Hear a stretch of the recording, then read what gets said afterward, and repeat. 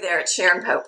I want to talk to you today about how marriage, the institution of marriage, has changed a lot, even just in one generation. But I'm not really sure that we are keeping up with that evolution in terms of how we show up inside of our marriages. Now, how did we learn what love and marriage was even supposed to look like? Well, we learned that by watching our parents and experiencing their marriage, right? And as women, we learned what it looked like to be a woman and a wife and a mother by watching our mothers. Likewise, our husbands learned what it looked like to be a man and a husband and a father by watching his father. The challenge here is that the marriages that our parents existed in, where we learned, look and feel nothing like the marriages that we are all existing inside of today. And there is a lot of big differences that I want to just point out that I think is part of the issue that's causing a lot of marriages to not feel so good, right? So first of all, our parents had pretty clearly defined roles inside their marriage. Now, this is a broad generalization, but in general, the men would work and provide for the family. The women might or might not work outside the home, call it in the 70s-ish, but they for sure were still responsible for taking care of the kids and taking care of the home and making sure that the family was functioning and operating the way that they wanted it to. So they had a great deal of clarity in terms of what their contributions were inside the relationship. However, my mother's generation did not have the same freedoms that we have today, right? If she was upset about her marriage or unhappy in her marriage, she couldn't just up and leave that. Like, technically, she could have divorced if she wanted to, but it would have been really, really difficult for her to be able to do that. And today's marriages, we are the exact opposite of all of that, right? We have a lot of freedom. If we're unhappy, we can end the marriage. It's challenging for sure, but it's a possibility for us. But we don't have any role clarity inside of our relationships. And that causes a lot of resentments to get built up because we each have expectations about what our roles are going to be, but our spouses also have different expectations. All right, another area in terms of how marriages have evolved is that our expectations about marriage is completely different. When I think about what my parents needed in order to feel content in their marriage, they probably needed safety, predictability, trust, and probably a healthy dose of friendship, and I'm sure love, right? And we still want all those things, but we also want things like passion and desire.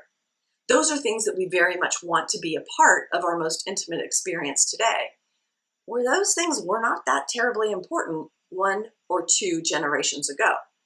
Now, 2 more ways that marriage has changed that's really important. First of all, when it comes to affairs, men in general have stayed pretty consistent in terms of the percentage of men that have had affairs in their marriage over the last several decades.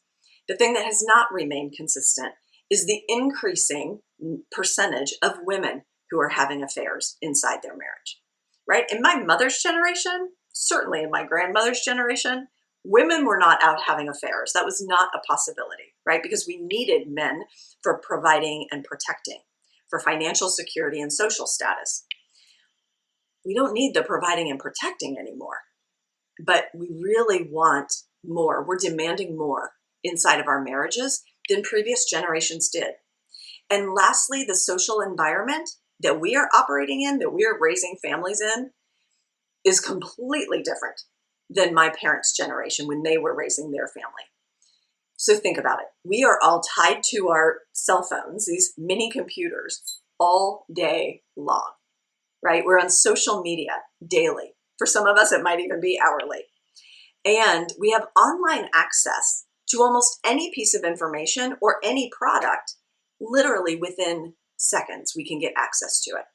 And when I compare that to my experience growing up, like, if my parents wanted to watch something different on the TV, I had to get up off the floor and go change the channel manually, right? If the phone rang, I had to get up and go to the kitchen and get the phone off the wall and answer the phone and not know who it was on the other end of it, right? So the marriages that we are operating in today look and feel nothing like the marriages of our parents. But the problem is that's the only training we got in terms of how to create and sustain a marriage over time, was by watching our parents.